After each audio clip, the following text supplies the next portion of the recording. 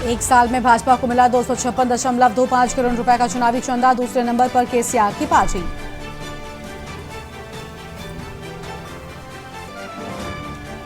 दसवें दिन सुरंग में पहुंचा एंडोस्कोपिक कैमरा, दिखे भीतर फंसे हुए 41 मजदूर। रेस्क्यू का 10वां दिन आज।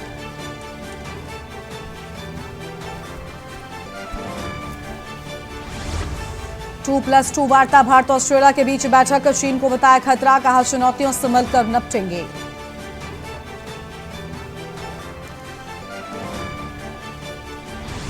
अनुराग ठाकुर का ऐलान, भारत में विदेशी फिल्म बनाने पर मिलेगी 30 करोड़ की प्रोत्साहन राशि।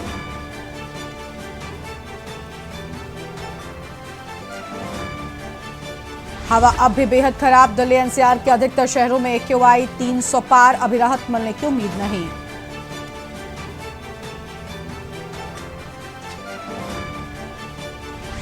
यूपी में खत्म होगा बिजली संकट, स्थापित होंगी 1600 मेगावाट की विद्युत परियोजनाएं। खर्च होंगे 18,624 करोड़।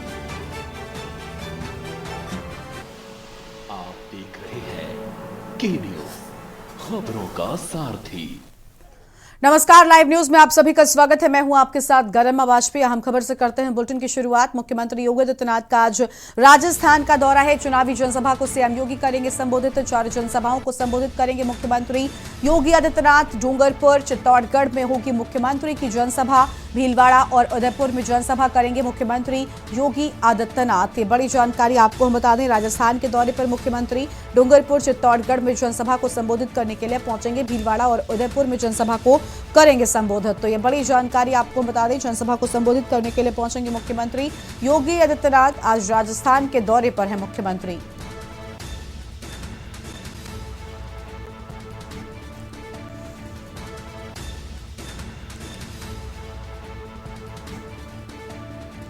यहां हम खबर आपको हम बता दें।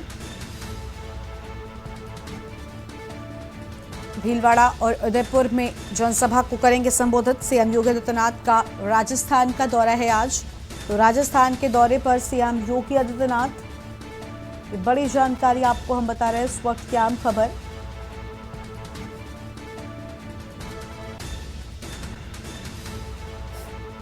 तो ये अहम खबर आपको हम बता दें।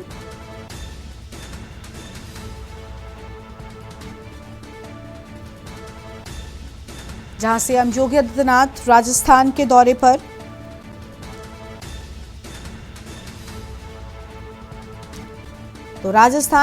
पर सीएम योगी आदित्यनाथ डूंगरपुर, चित्तौड़गढ़ में मुख्यमंत्री की जनसभा होगी। यह बड़ी जानकारी आपको हम बता दें। भीलवाड़ा और उदयपुर में जनसभा को करेंगे संबोधित। तो भीलवाड़ा और उदयपुर में जनसभा को संबोधित करेंगे। सीएम योगी आदित्यनाथ का राजस्थान का दौरा है।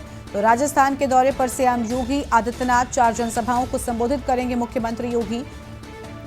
फिलहाल यह आम खबर आपको हम बता रहे हैं। और डूंगरपुर, चित्तौड़गढ़ में होगी मुख्यमंत्री की जनसभा। तो डूंगरपुर और चित्तौड़गढ़ में मुख्यमंत्री की जनसभा होगी और भीलवाड़ा और उदयपुर में जनसभा को संबोधित करेंगे मुख्यमंत्री योगी आदित्यनाथ। अहम जानकारी आपको बता दें। योगी आदित्यनाथ का राजस्थान का दौरा है। कई जनसभाओं को यहां पर मुख्यमंत्री संबोधित करेंगे, ये जानकारी सामने आ रही है। फिलहाल यह अहम खबर आपको हम बता दें। 4 जनसभाओं में पहुंचेंगे मुख्यमंत्री और इस दौरान अहम बातें कहते हुए नजर आएंगे। राजस्थान के दौरे पर मुख्यमंत्री योगी आदित्यनाथ भीलवाड़ा और उदयपुर में जनसभा को संबोधित करेंगे मुख्यमंत्री। और सीएम योगी आदित्यनाथ का आज राजस्थान का दौरा है।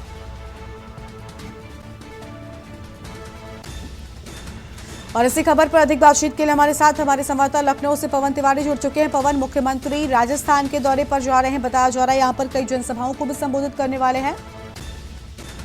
आपको बता दें कि मुख्यमंत्री योगी आदित्यनाथ राजस्थान के दौरे में लगातार सक्रिय हैं। अभी कुछ दिन पहले ही वो जयपुर में जो है सभा को संबोधित करने गए थे, क्योंकि जो राजस्थान है वहां पर जो विधानसभा का चुनाव होने वाला है और इस चुनाव को जो सांसद का चुनाव होने वाला उसका सेमीफाइनल के तौर पर देखा जा रहा है। तो भारतीय जनता पार्टी के जो भी नेता हैं वो लगातार राजस्थान में सक्रिय हैं और जो उत्तर प्रदेश के मुख्यमंत्री योगी आदित्यनाथ हैं उनका एक बड़ा जनाधार वहां राजस्थान में माना जा रहा है, जिसको लेकर राजस्थान में मुख्यमंत्री योगी आदित्यनाथ लगातार सक्रिय है। जयपुर में जब जनसभा हुई थी तो उन्होंने कांग्रेस के ऊपर जमकर निशाना लगाया था। उनका साफ तौर से कहना है कि जब भारतीय जनता पार्टी की सरकार राजस्थान में थी तो वहां पर उद्योगों को और लोगों को, उद्योगों को बढ़ावा मिला था, साथ ही साथ रोजगार में वृद्धि हुई थी। जब से कांग्रेस की सरकार आई है तो लगातार वहां पर जो है क्राइम रेट में इजाफा हुआ है। तो भारतीय जनता पार्टी की सरकार जो बनाने के लिए जो मुख्यमंत्री योगी आदित्यनाथ है वो लगातार राजस्थान के दौरे पर है, और जो राजस्थान का दौरा है वो काफी महत्वपूर्ण माना जा रहा है आगामी लोकसभा के चुनावों को लेकर। लोकसभा के चुनाव को देखते हुए ये इस तरह से जो लोकसभा चुनाव है वो फाइनल और इसको सेमीफाइनल माना जा रहा है। तो राजस्थान में आज चार जो है जनसभाओं को मुख्यमंत्री योगी आदित्यनाथ संबोधित करेंगे। भीलवाड़ा है, डूंगरपुर है और उदयपुर है, चित्तौड़गढ़, इन चारों जनसभाओं में योगी आदित्यनाथ आज पहुंचेंगे। जी बिल्कुल, साफ तौर पर इन सभी जनसभाओं में मुख्यमंत्री पहुंचेंगे। इस दौरान मुख्यमंत्री कांग्रेस पार्टी को जमकर घेरते हुए भी नजर आ सकते हैं पवन। जी तो राजस्थान में जो मुख्य मुकाबला भारतीय जनता पार्टी का जो है कांग्रेस से है, और देखा जाए तो देश का चुनाव संसद होने वाला उसमें भी पार्टी कांग्रेस ही है। तो जो मुख्यमंत्री ने अभी पिछली जो जनसभा संबोधित की थी उसमें मुख्य तौर पर कांग्रेस पर ही निशाना साधा था। बात की जाए तो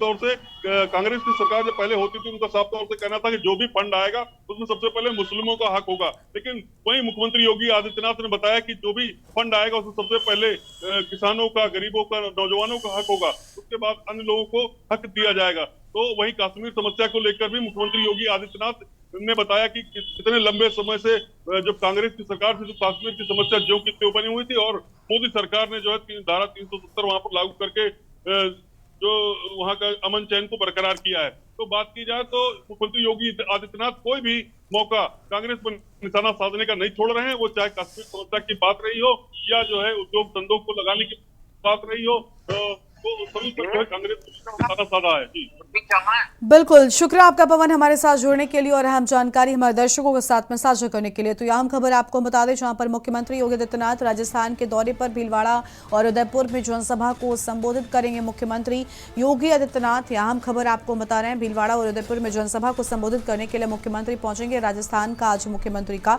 दौरा है। डूंगरपुर, चित्तौड़गढ़ में मुख्यमंत्री की जनसभा होगी।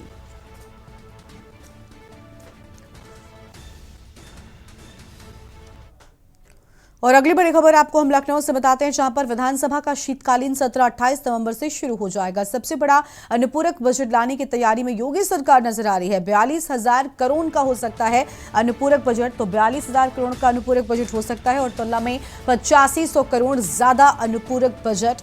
तीर्थ विकास परिषद राज्य राजधानी क्षेत्र को मिलेगी तरजीह और अयोध्या के विकास को बजट में प्राथमिकता दी जाएगी। तो ये बड़ी जानकारी आपको बता रहे हैं, जहां पर 42,000 करोड़ का अनुपूरक बजट हो सकता है और पिछले बजट की तुलना में ये 8500 करोड़ ज्यादा होने वाला है। अनुपूरक बजट में इस बार वृद्धि होगी और पिछले बजट की तुलना की बात की जाए तो 8500 करोड़ ज्यादा अनुपूरक बजट इस बार हो सकता है। तीर्थ विकास परिषद राज्य राजधानी क्षेत्र को तरजीह दिए जाने की भी बात इसमें सामने आई है और अयोध्या, रामनगरी अयोध्या के विकास को बजट में प्राथमिकता दी जाएगी, ये जानकारी भी सामने आ रही है। गन्ना भुगतान के लिए स्पेशल पैकेज भी लाया जा सकता है। तो अनुपूरक बजट से जुड़ी ये बड़ी बातें आपको हम बता रहे थे, जहां पर विधानसभा का शीतकालीन सत्र 28 नवंबर से एक तरफ शुरू हो रहा है, तो वहीं अनुपूरक बजट में इस बार क्या कुछ खास होगा और सबसे बड़ा अनुपूरक बजट लाने की तैयारी में योगी सरकार नजर आ रही है, उसको लेकर भी हमने आपको बताया कि इस बार बड़ा बजट हो सकता है। 42,000 करोड़ तक का हो सकता है अनुपूरक बजट और पिछले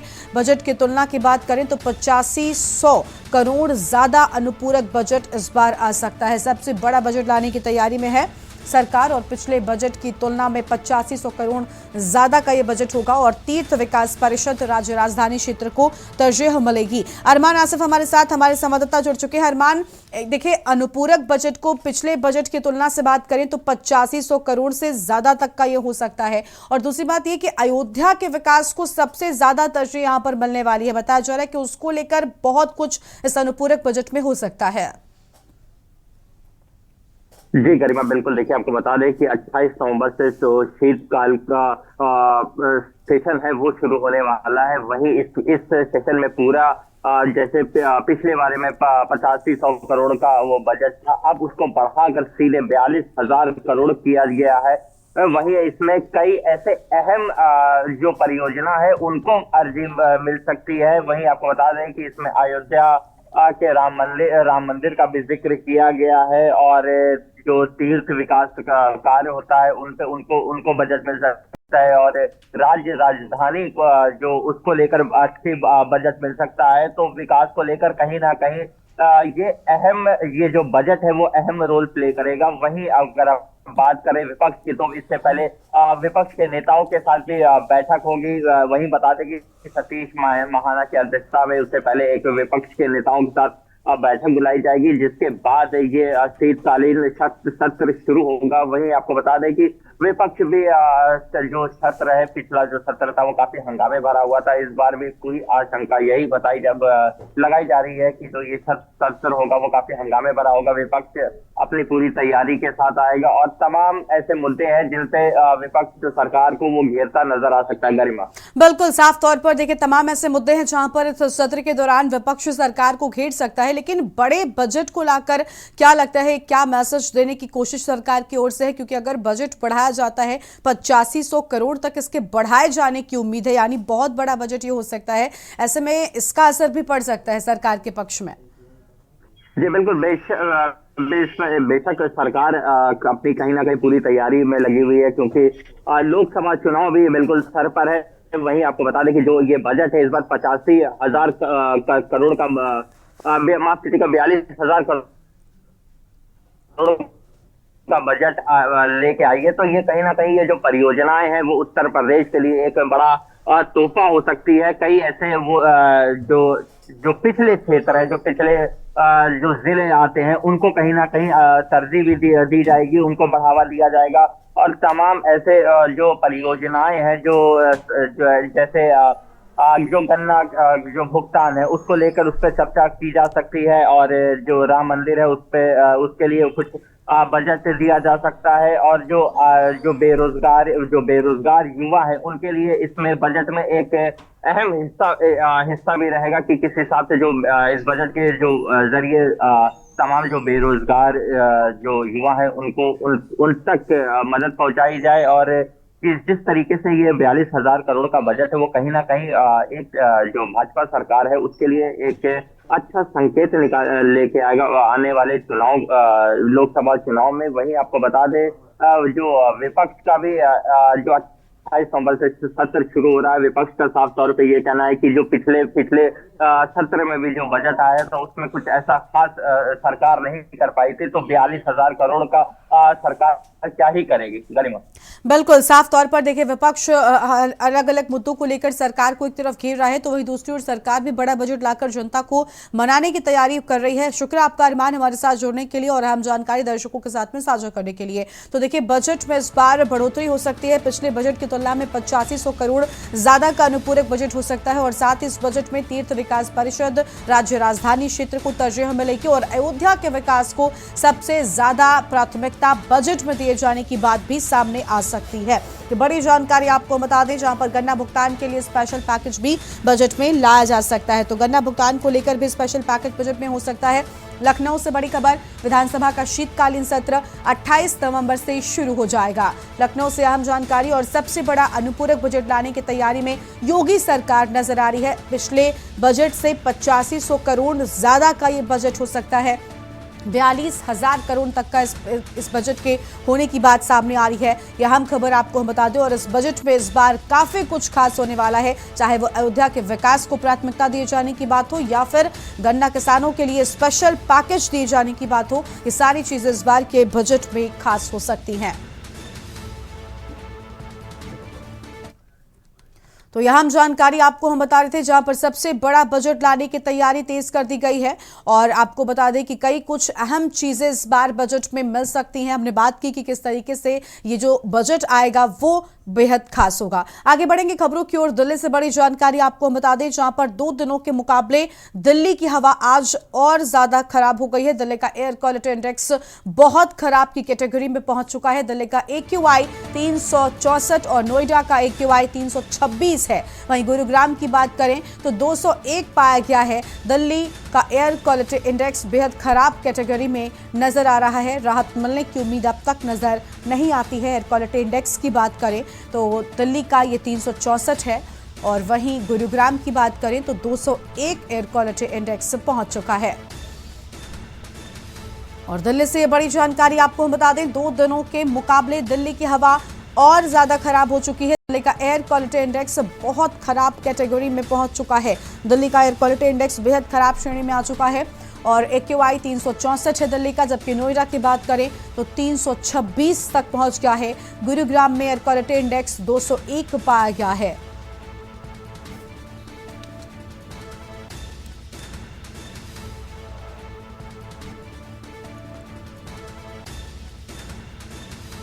फिलहाल ये बड़ी जानकारी आपको हम बता रहे हैं।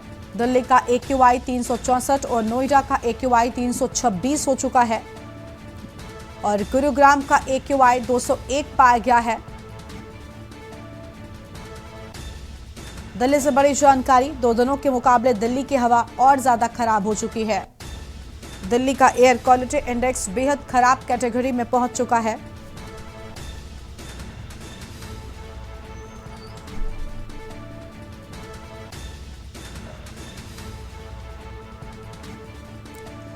यह हम खबर आपको हम बता दें, बेहद खराब कैटेगरी में पहुंचा दिल्ली का एयर क्वालिटी इंडेक्स। 2 दिनों के मुकाबले दिल्ली की हवा बहुत खराब नजर आ रही है और दिल्ली का एयर क्वालिटी इंडेक्स बहुत खराब कैटेगरी में पहुंच गया है।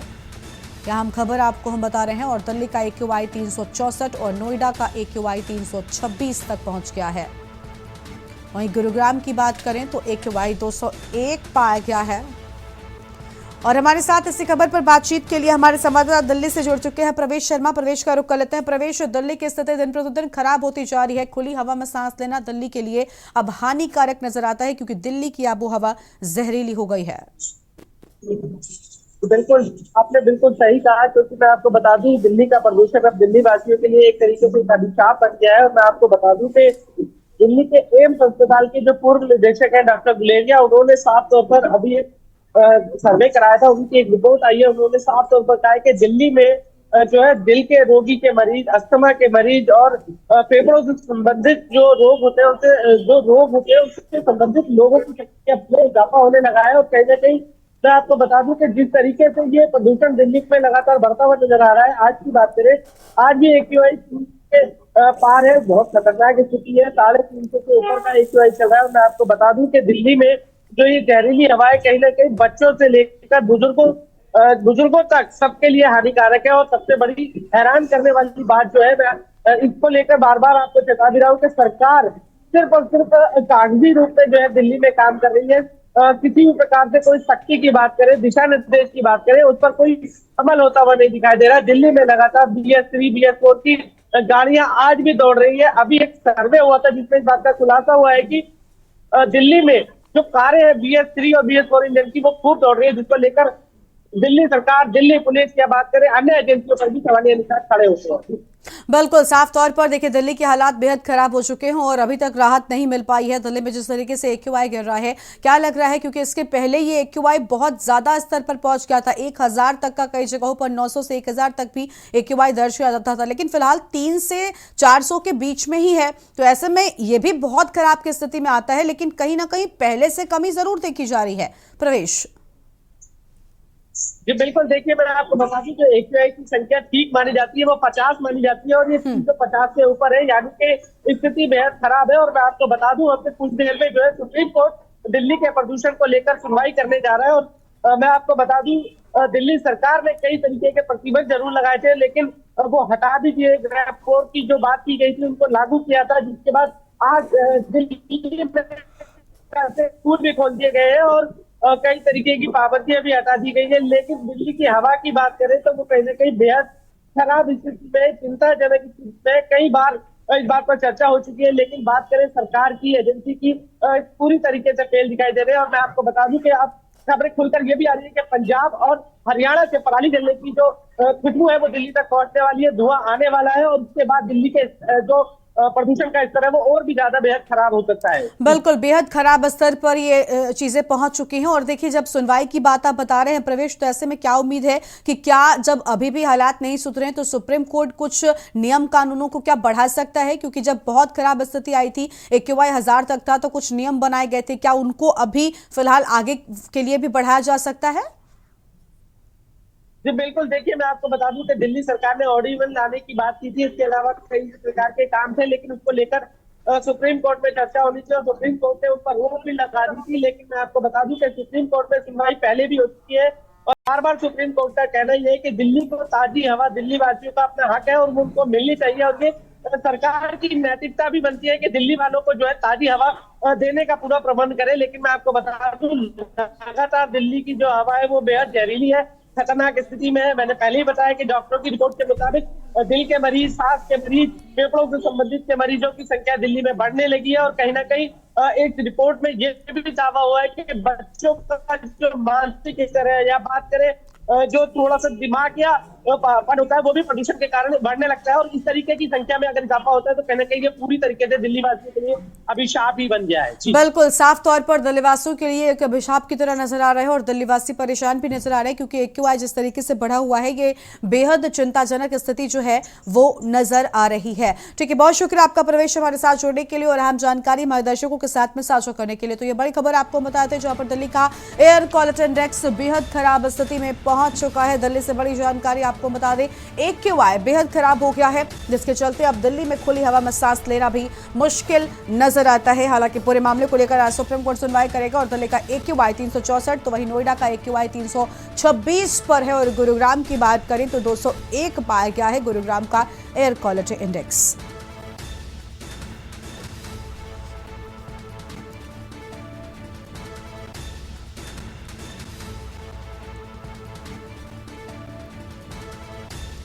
फिलहाल यह अहम खबर आपको हम बता दें, जहां पर दिल्ली का AQI बेहद खराब हो गया है और 364 तक दिल्ली का AQI नजर आया है।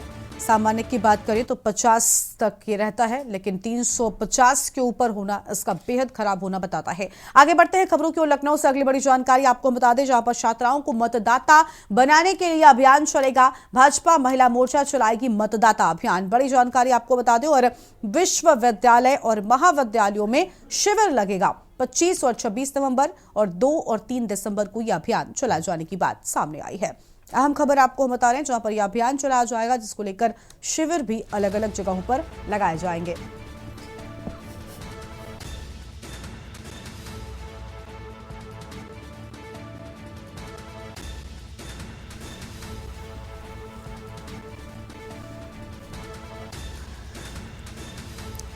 तो विश्वविद्यालय और महाविद्यालयों में शिविर लगाए जाएंगे 25 और 26 नवंबर और 2 और 3 दिसंबर को अभियान चलेगा। अहम खबर आपको हम बता दें, जहां पर अभियान चलाए जाने की तैयारी। लखनऊ से खबर, छात्राओं को मतदाता बनाने के लिए अभियान चलेगा।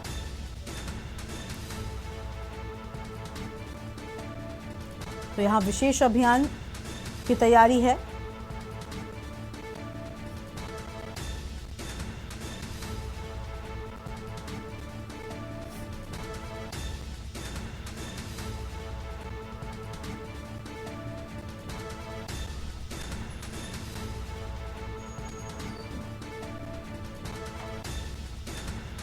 और यह हम जानकारी आपको हम बता दें, विश्वविद्यालय और महाविद्यालयों में शिविर लगाया जाएगा। इस वक्त की बड़ी जानकारी आपको हम बता रहे हैं।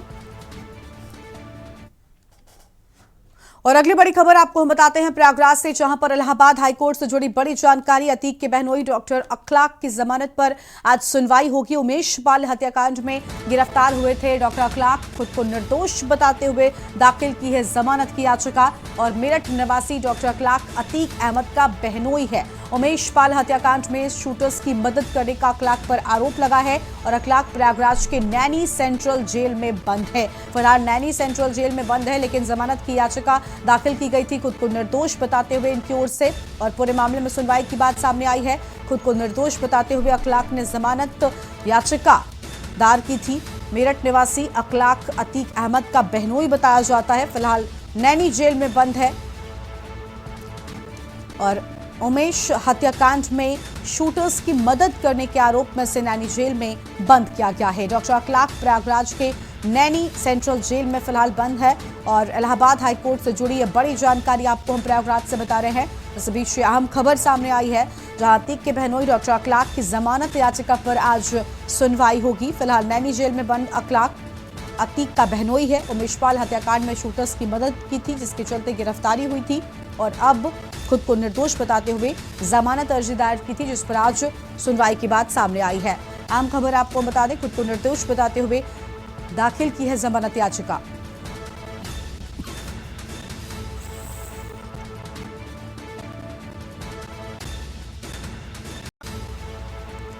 तो उमेश पाल हत्याकांड में शूटर्स की मदद करने के आरोप में अखलाक को गिरफ्तार किया गया था, जिसके बाद इसे प्रयागराज के नैनी सेंट्रल जेल में बंद किया गया है। लेकिन खुद को निर्दोष बताते हुए अखलाक ने जमानत याचिका दाखिल की थी और जिस पूरे मामले को लेकर आज सुनवाई होगी।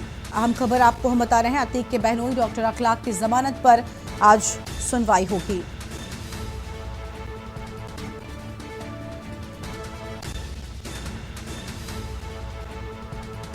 अहम खबर आपको हम बता दें, और खुद को निर्दोष बताते हुए दाखिल की है जमानत याचिका। खुद को निर्दोष बताते हुए यहां पर जमानत याचिका दाखिल किए जाने की बात सामने आई है।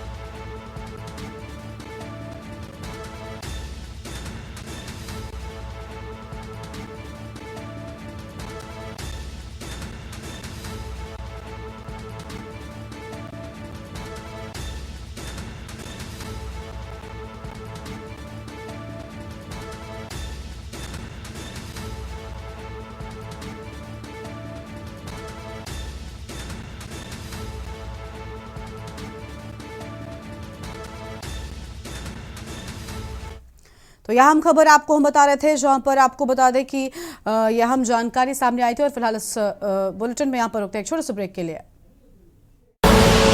आप देख रहे हैं के न्यूज, खबरों का सारथी। ब्रेक के बाद एक बार फिर से आप सभी का स्वागत है। मैं हूं आपके साथ यशी शुक्ला। उत्तरकाशी से खबर आपको बता देते हैं, जहां पर रेस्क्यू का आज 10वां दिन है। सुरंग में पहुंचा एंडोस्कोपिक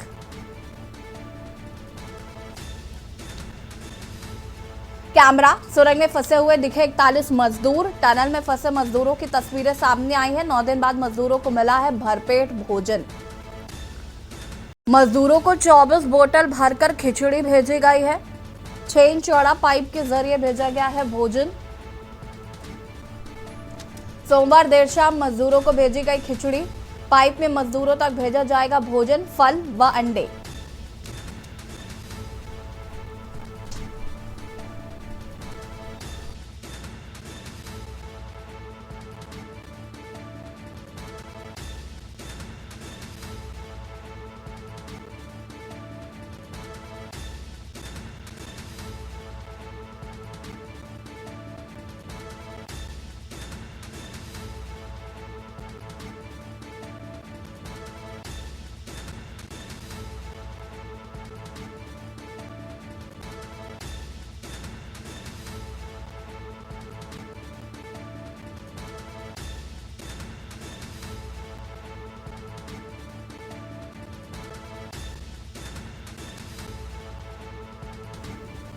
सुरंग में पहुंचा एंडोस्कोपिक कैमरा और ये आप तस्वीरें देख सकते हैं। यहाँ पर 41 मजदूर दिखाई पड़े हैं।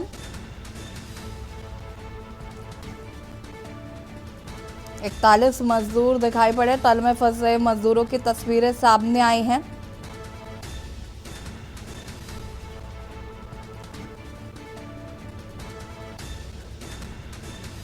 मजदूरों को 24 बोतल भरकर खिचड़ी भेजी गई है।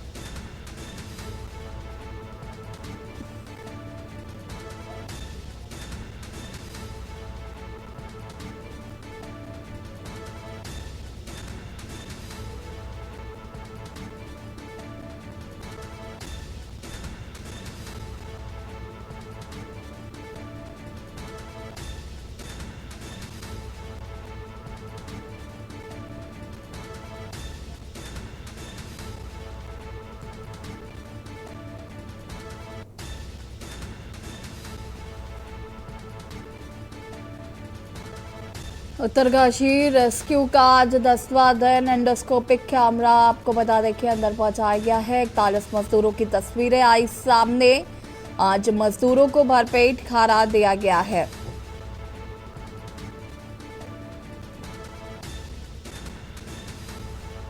तालाब में फंसे मजदूरों की तस्वीरें आई सामने।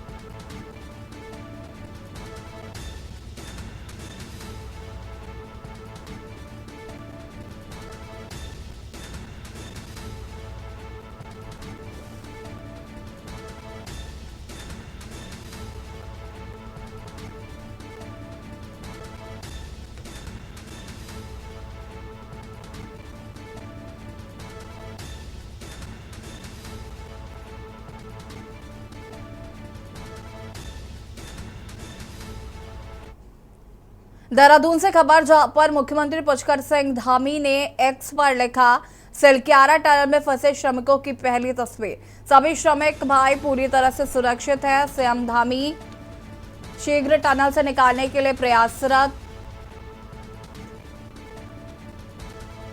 लगातार कोशिशें की जा रही हैं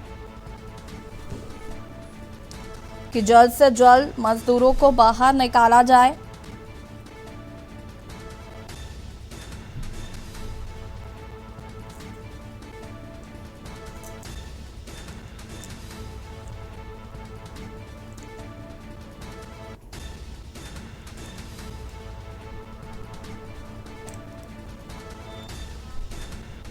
मुख्यमंत्री पुष्कर सिंह धामी ने एक्स पर दी जानकारी।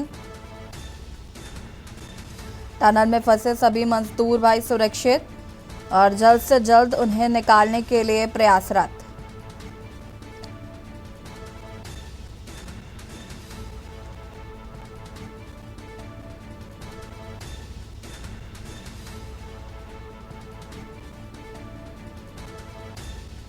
शीघ्र टनल से निकालने के लिए प्रयासरत हैं।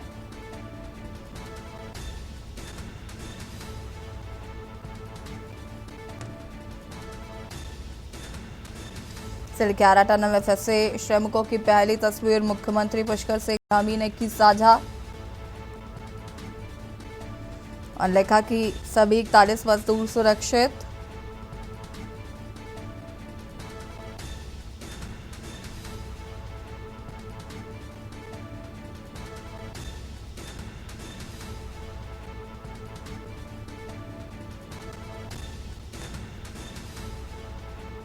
दस दिन से ये मजदूर आपको बता दें कि टनल में फंसे हुए हैं।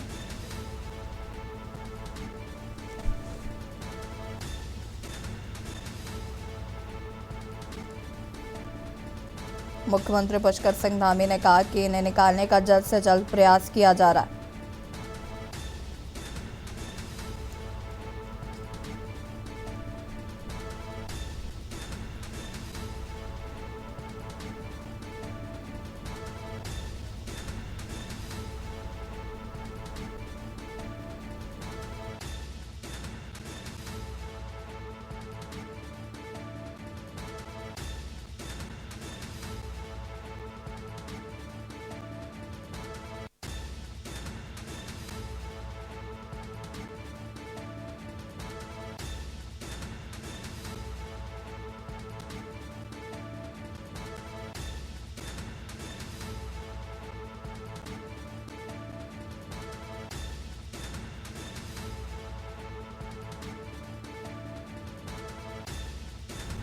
राजेश जी, क्या कुछ मुख्यमंत्री पुष्कर सिंह धामी ने भी तस्वीरें साझा की। लगातार 10वां दिन है आज मजदूरों के फंसे होने का। जो परिजन है वो भी काफी परेशान काफी दिनों से नजर आ रहे हैं। हालांकि मुख्यमंत्री पुष्कर सिंह धामी लगातार इस पर नजर बनाए हुए हैं, चाहे वो प्रधानमंत्री नरेंद्र मोदी हो, लगातार इस पर नजर बनाए हुए हैं। क्या लगता है अभी कितना वक्त और लगेगा, क्या कुछ अपडेट है अभी फिलहाल?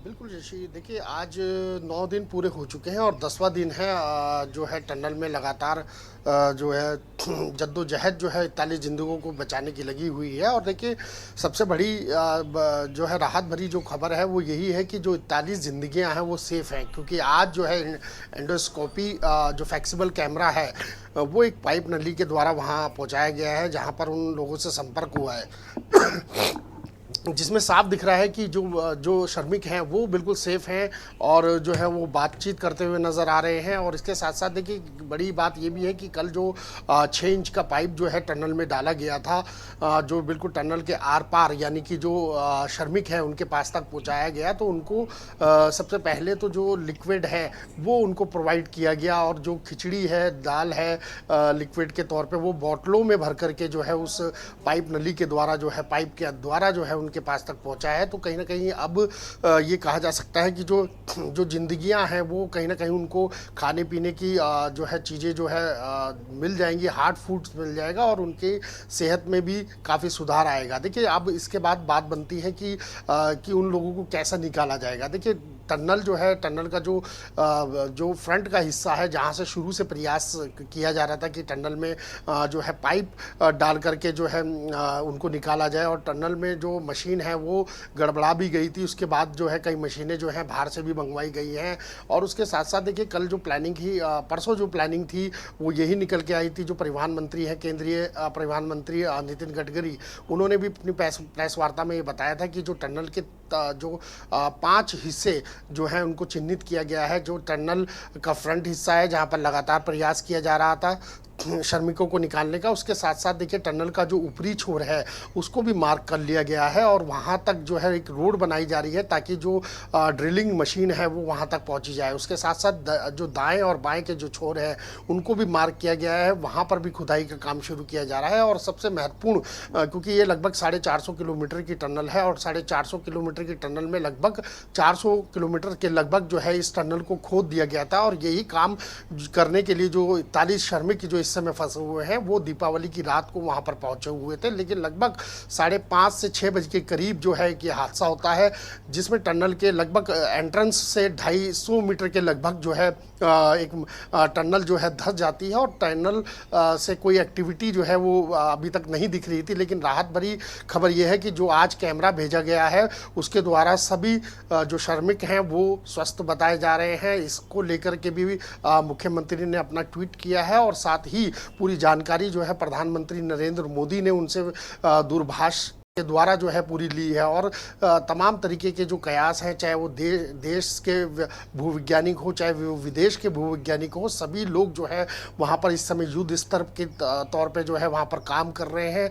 और सबका मकसद यही है कि जो 41 जिंदगियाँ जो 10 दिनों से वहाँ पर कैद है, उस टनल के अंदर कैद है, जहाँ पर न खाने का अभी तक सामान पहुँच पाया था, ना कहीं ऑक्सीजन की दिक्कत हो रही थी। ये तमाम ऐसी चीज़ें हैं जिनको लेकर के एक बड़ी राहत भरी ये खबर है कि ऑक्सीजन शुरू से दी जा रही थी, लेकिन उस क्वांटिटी से ऑक्सीजन उन श्रमिकों को नहीं मिल पा रही थी। लेकिन कहीं ना कहीं एक जो 6 इंची का पाइप जो डाला गया है उसके द्वारा अब ऑक्सीजन की फ्लो जो है वो भी बढ़ चुका है, और उसके साथ साथ जो हार्ड फूड्स हैं वो भी उन तक के पहुंचाए जा रहे हैं। तो ये एक बड़ी राहत है, और जल्द से जल्द जो अभी एक्सपर्ट बता रहे हैं कि लगभग 24 से 36 घंटे और लग सकते हैं जो टनल को जो चारों तरफ से खुदाई हो रही है, और कोई भी काम ऐसा रोका नहीं गया है कि उसको ब्रेक दिया गया हो। क्योंकि जो अगर कहीं पर भी कोई टेक्निकल प्रॉब्लम आती है तो उसके साथ साथ जो और टनल के छोरी हिस्से हैं, चाहे वो फ्रंट का हो, दाएं का हो, बाएं का हो, या फिर ऊपरी हिस्सा हो, तो तमाम जो हिस्से हैं उन पर लगातार काम किया जा रहा है ताकि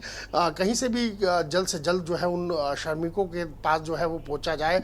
और सबसे बड़ी बात ये भी है यशी कि जो 41 लोग वहाँ पर कैद हैं, अभी तक निकल नहीं पाए। जद्दोजहद जो है, एक बड़ी जंग जो है जिंदगी और मौत की वहाँ पर चल रही है। उसके साथ साथ देखिए उनकी बात जो है वो जो उनके परिवारजन हैं उनसे भी कराई जा रही है। पहले ये सिर्फ ये हो रहा था कि एक पाइप के द्वारा, जो ऑक्सीजन पाइप वहाँ पर गया था, उसके द्वारा जो है एक आवाज़ देकर के जो है उनसे संपर्क किया जा रहा था। उन्होंने भी लगातार ये बोला था कि हम लोग ठीक हैं, और यहाँ से भी मैसेज भेजा गया था कि आप लोग हौसला मत हारिएगा, और जल्द से जल्द जो है आप लोगों के पास जो है राहत बचाव जो है वो टीम आ चुकी है। और बिल्कुल देखिए राजेश जी, सरकार जो मदद कर रही है वो तो कर ही रही है, लेकिन बड़ी बात यह है कि जो श्रमिक हैं उनके हौसले की हमें दाद देनी चाहिए कि 10 दिन से वो वहां पर फंसे हुए हैं, वो सरवाइव कर रहे हैं, वो लगातार अपने जरिए कहीं ना कहीं सरकार को भी ये हिम्मत दे रहे हैं कि हम सुरक्षित हैं, हम मजबूत हैं। और शायद यही वजह है कि आज 10वां दिन है, उसके बावजूद भी श्रमिक हमें ठीक ठाक सही सलामत हालत में नजर आ रहे हैं। तो कहीं ना कहीं मजदूरों की भी जो हौसला है उसकी दाद देनी पड़ेगी, उनके साहस की दाद देनी पड़ेगी।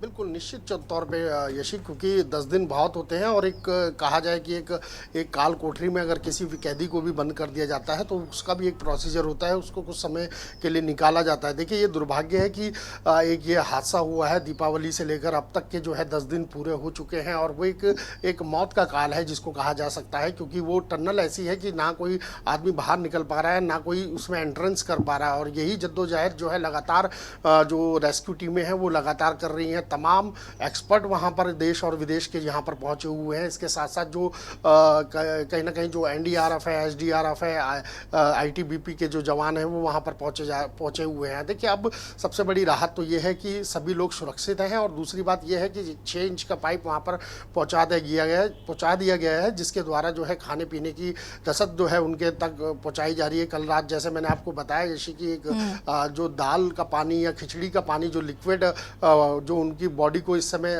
सबसे ज़्यादा जो है एनर्जी देगा, वो फूड्स जो है उनके पास तक पहुँचाए जा रहे हैं। इसके साथ साथ अब कोशिश ये की जा रही है कि जो 6 इंच का पाइप जो अब टनल के अंदर डाला गया है, क्योंकि अभी तक जो फ्रंट से टनल में पाइप डाला गया था वो कहीं ना कहीं एक्सपर्ट का मानना था कि जो मलबे में मशीनें भी दबी हो सकती हैं, जिसकी वजह से वो पाइप नहीं जा रहा और ब्रेक हो रहा था।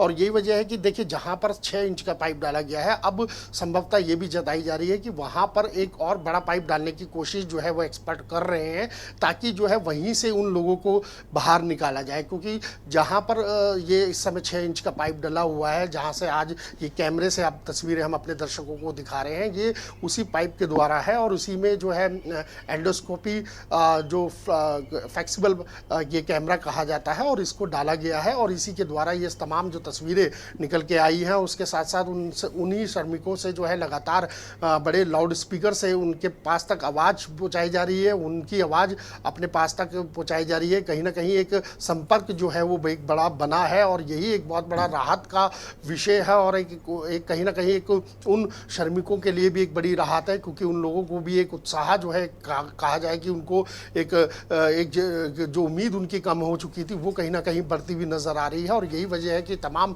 चाहे केंद्र की सरकार हो या राज्य की सरकार हो, लगातार इस पूरे मामले पर मॉनिटरिंग बनाए हुए है। लगातार जो है तमाम जो रेस्क्यू टीमें हैं वो दिन रात वहाँ पर काम कर रही हैं। अब कोई रिस्क नहीं है, अब ये है कि कोई एक पार्ट नहीं है कि एक ही तरफ से या एक ही छोर से जो है इन लोगों को निकाला जाएगा, क्योंकि अब जो है टनल के चारों और पांचों तरफ जो हिस्से हैं उनको मार्क करके वहाँ से जो है खुदाई का काम शुरू किया जा रहा है, ताकि जल्द से जल्द जो श्रमिक हैं उनको जल्द से जल्द निकाला जाए। यशी, बिल्कुल, बहुत बहुत शुक्रिया आपका तमाम जानकारी देने के लिए राजेश जी। और बता दें कि सुरंग में फंसे हुए 41 मजदूरों को बाहर निकालने की कवायद को तेज कर दिया गया है। एंडोस्कोपिक कैमरा जो है वो अंदर पहुंच चुका है। लगातार मजदूरों का अब कहीं ना कहीं जो भी चीज़ें हैं वो साफ तौर पर अब दिखाई पड़ रही हैं, तस्वीरें मिल पा रही हैं 41 मजदूरों की, और सभी के सभी 41 मजदूर सुरक्षित हैं। अब खाने पीने की भी जो बेहतर व्यवस्था है वो उन तक पहुंचाई जा रही है। हालांकि फिलहाल प्रयास यही है कि जल्द से जल्द इन मजदूरों को इस टनल से बाहर निकाला जा सके।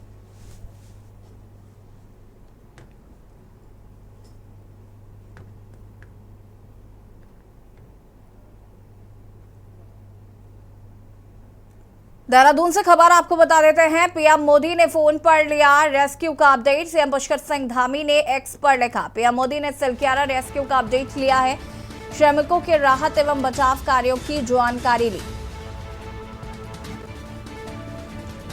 सीएम पुष्कर सिंह धामी ने बताया कि सिलक्यारा टनल में फंसे मजदूरों का प्रधानमंत्री नरेंद्र मोदी लगातार अपडेट ले रहे हैं। श्रमिकों के राहत एवं बचाव की जानकारी ली है। पीएम मोदी ने फोन कर लिया रेस्क्यू का अपडेट। देहरादून से खबर आपको बता रहे, सीएम पुष्कर सिंह धामी ने एक्स पर लिखा,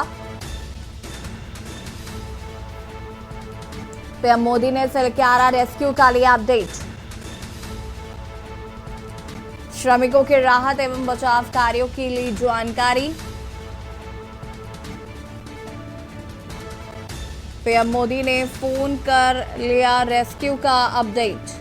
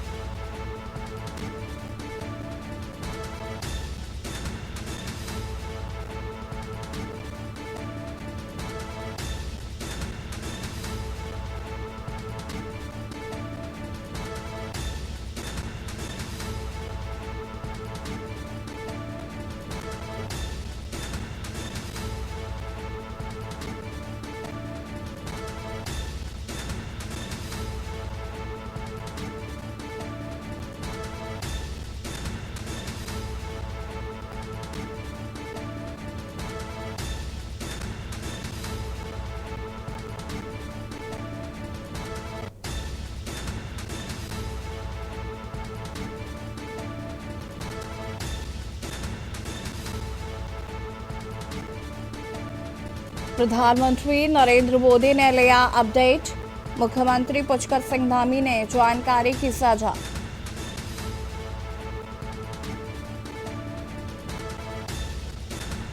पीएम मोदी ने फोन कर लिया रेस्क्यू का अपडेट।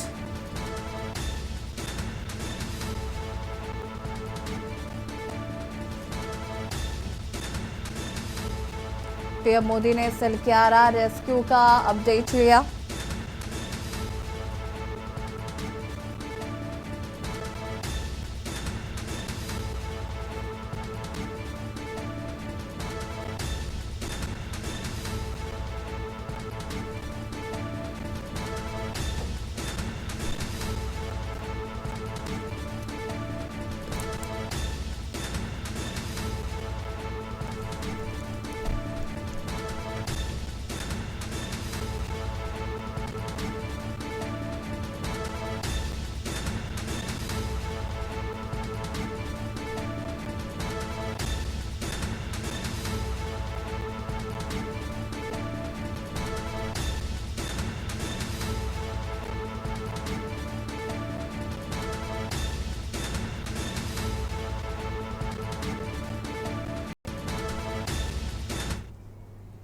और यहाँ रुकेंगे, छोटे से ब्रेक के लिए जॉल हाजिर होते हैं। आप देख रहे हैं के न्यूज, खबरों का सारथी। ब्रेक के बाद एक बार फिर से आप सभी का स्वागत है और बड़ी खबर आपको लखनऊ से बता देते हैं। लखनऊ से बड़ी खबर आपको बता रहे हैं। लखनऊ से बड़ी खबर आपको बता देते हैं। एएसपी श्वेता श्रीवास्तव के बेटे की मौत। जानेश्वर मिश पार्क के सामने कार ने मारी टक्कर। इलाज के दौरान अस्पताल में हुई मौत। स्केटिंग कोर्ट पर प्रैक्टिस करते समय कार में मारी टक्कर। गोमती नगर विस्तार पुलिस कार की तलाश में जुटी।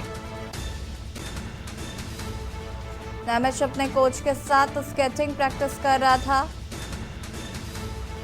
अज्ञात वाहन चालक की तलाश में पुलिस की 5 टीमें जुटी। डीजीपी मुख्यालय में तैनात है एएसपी श्वेता श्रीवास्तव।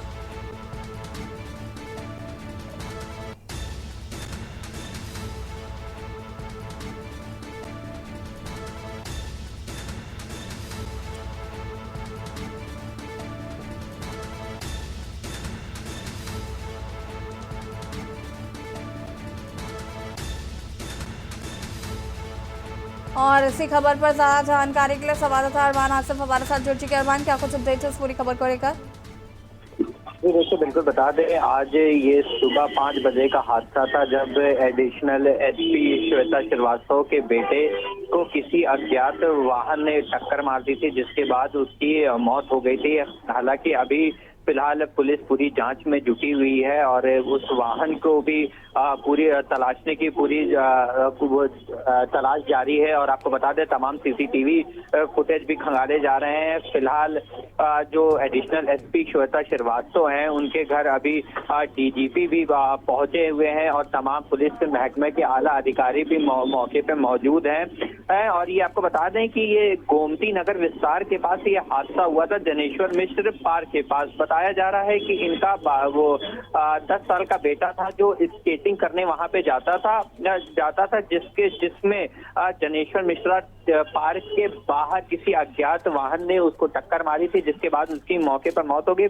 पुलिस अभी इसकी जांच में जुटी है और तमाम सीसीटीवी फुटेज खंगाले जा रहे हैं। जी ठीक है, बहुत शुक्रिया आपका तमाम जानकारी के लिए। और बता दें आपको कि फिलहाल एसपी श्वेता श्रीवास्तव के बेटे की मौत पे पुलिस लगातार आरोपी की तलाश में जुटी हुई है। लाइव न्यूज में फिलहाल नमस्कार। आप देख रहे हैं के न्यूज, खबरों का सारथी।